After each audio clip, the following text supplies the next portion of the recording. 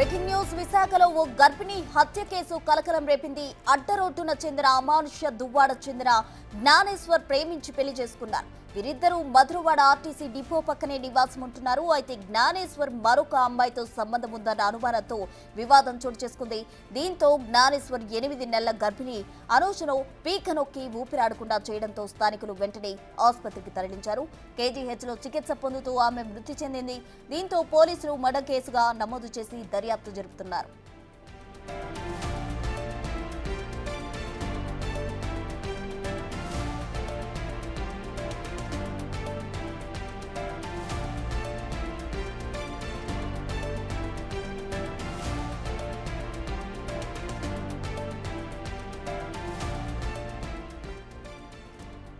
విశాఖలో ఓ గర్భిణి హత్య కేసు కలకలం రేపింది. అడ్డరోడ్డుకు చెందిన అనూషను ఓ వ్యక్తి పెళ్లి చేసుకున్నాడు. దీనికి సంబంధించిన వివరాలు మనం బ్రేకింగ్ న్యూస్ లో చూస్తున్నాం. ప్రస్తుతం 8 నెలల గర్భిణిగా ఉన్న అనూషను అమానుష్యంగా హత్య చేశాడు. అయితే ఒక అమ్మాయితో సంబంధం ఉన్న దాంతో వీళ్ళిద్దరి మధ్య వివాదం చోటు చేసుకుంది. అయితే గర్భిణి హత్య కేసుకు సంబంధించి విశాఖలో కలకలంగా మారిందని చెప్పుకోవచ్చు. భార్యను హత్య చేశాడు జ్ఞానేశ్వర్.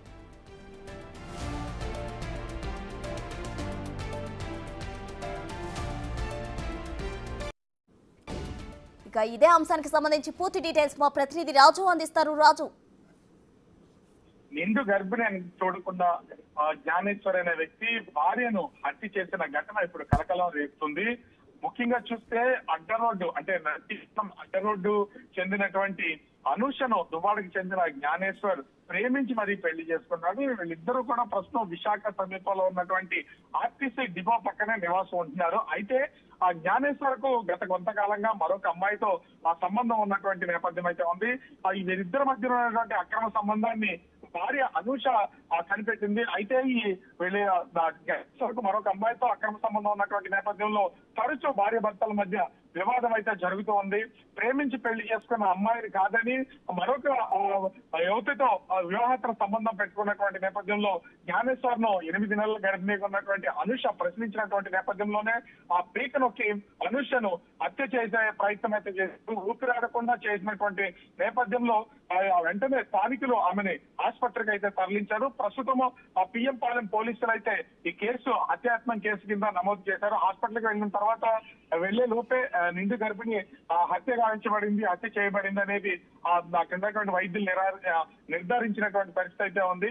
ప్రేమించినటువంటి వ్యక్తి అంటే ప్రేమించాడు, తల్లిదండ్రులు అందరినీ ఎదిరించొచ్చి పెళ్లి చేసుకున్నటువంటి అనూష తర్వాత వేరే చోట కాపురం అయితే ఉన్నారు. ఇద్దరు అటు కన్నవాళ్ళ ఇంటి దగ్గర కానీ లేదా అనూష ప్రేమించిన అబ్బాయి ఇంటి దగ్గర కానీ ఎక్కడ ఈ రెండింటికి సంబంధం లేనటువంటి మధురవాడలో నివాసం ఉంటున్నటువంటి పరిస్థితి అయితే ఉంది.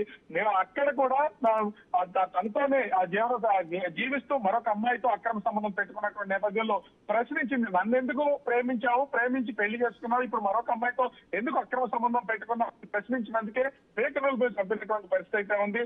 ప్రస్తుతం అనూష కుటుంబ సభ్యులైతే తీవ్ర విషాదంలో ఉన్నారు.